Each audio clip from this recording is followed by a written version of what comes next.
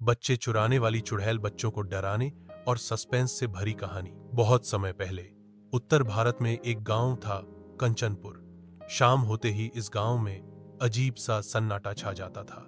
गांव के बुजुर्ग हमेशा बच्चों को चेतावनी देते, सूरज ढलने के बाद घर से बाहर मत निकलना, वरना उस चुड़ैल का शिकार बन जाओगे। कहते हैं कि कई साल पहले गांव में कुछ छोटे बच्चे अचानक गायब हो गए। किसी को नहीं पता चला कि क्या हुआ। बस उन बच्चों के घरों के आंगन के दरवाजे पर अगले दिन सुबह काले कौए के पंख पड़े मिले। गांव के लोग मानते थे कि यह काम चंद्रकला चुड़ैल का है। वह लाल रंग की फटी साड़ी पहनती थी, उसके लंबे बाल खुले बिखरे हुए होते थे और उसकी आंखों से नीली रोशनी निकलती थी। वह अमावस्या की रात को आती थी और जो बच्चा उसके रास्ते में पड़ जाए उसे अपने साथ ले जाती थी। उसके बाद वह कभी नहीं मिलता। गांव में दो बहनें रहती थीं। रुचि 12 साल थी और गुड़िया 9 साल की। दोनों बहुत जिज्ञासु थीं।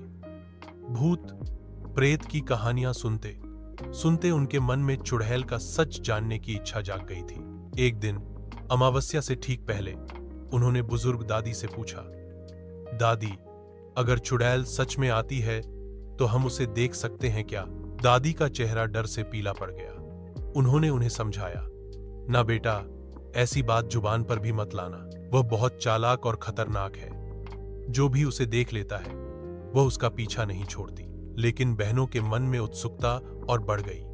अगले दिन स्कूल से लौटते हुए उन्होंने अपने दोस्त मोनू को यह विचार बताया। मोनू भी बहादुर था। तय हुआ कि तीनों मिलकर पीपल के पुराने पेड़ के पास जाएंगे, क्योंकि गांव वालों की मान्यता थी कि चुड़ैल हमेशा उसी पेड़ के नीचे से गुजरती है। अमावस्या की रात अंधकार से भरी थी। आसमान में एक भी तारा नहीं था। चारों ओर टिड्डियों की आवाज और कुत्तों का भौंकना सुनाई दे रहा था। रुचि, गुड़िया और मोनू टॉर्च और एक लाल रंग का कपड़ा लेकर पीपल के पेड़ के पीछे छुप गए। करीब आधी रात को अचानक हवा तेज होने लगी। पेड़ की टहनियां जोर जोर से हिलने लगी। चारों ओर एक अजीब सी ठंडी लहर दौड़ गई और दूर से एक धीमी खरखराती आवाज सुनाई दी, कौन है मेरे रास्ते में? तीनों के रगों में खून जम गया। उन्होंने पेड़ से झांका। सचमुच वहां एक लंबी और डरावनी औरत खड़ी थी। उसकी आंखों से नीली रोशनी चमक रही थी, बाल जमीन तक लटक रहे थे और हाथ में एक पुरानी टोकरी थी। टोकरी के अंदर से बच्चों के रोने जैसी धीमी धीमी आवाजें आ रही थीं।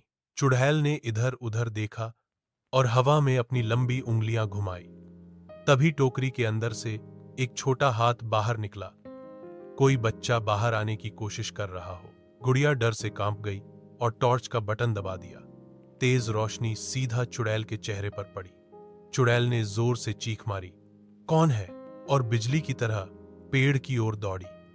तीनों घबराकर भागने लगे, लेकिन चुड़ैल ने मोनू को पकड़ लिया। उसके गले में अपनी ठंडी उंगलियां कस दी। तभी रुचि को दादी की बात याद आई। चुड़ैल आग और लाल वस्त्र से दूर भागती है। उसने जेब से माचिस निकाली, सूखे पत्ते जलाए और लाल कपड़ा लहराया।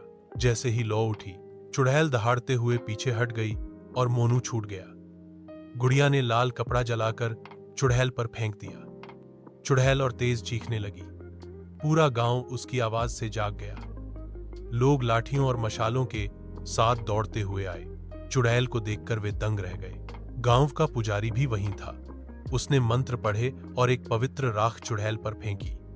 राख पड़ते ही वह दर्द से तड़पने लगी और नीली रोशनी के साथ धुएं में बदलकर गायब हो गई।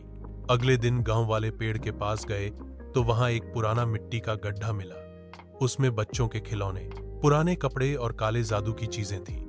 पता चला कि कई साल पहले एक औरत अपने बच्चे की मौत से पागल हो गई थी और काले जादू में फांसकर चुड़ैल बन गई थी। उस दिन के बाद गांव में फिर कभी कोई बच्चा नहीं गायब हुआ।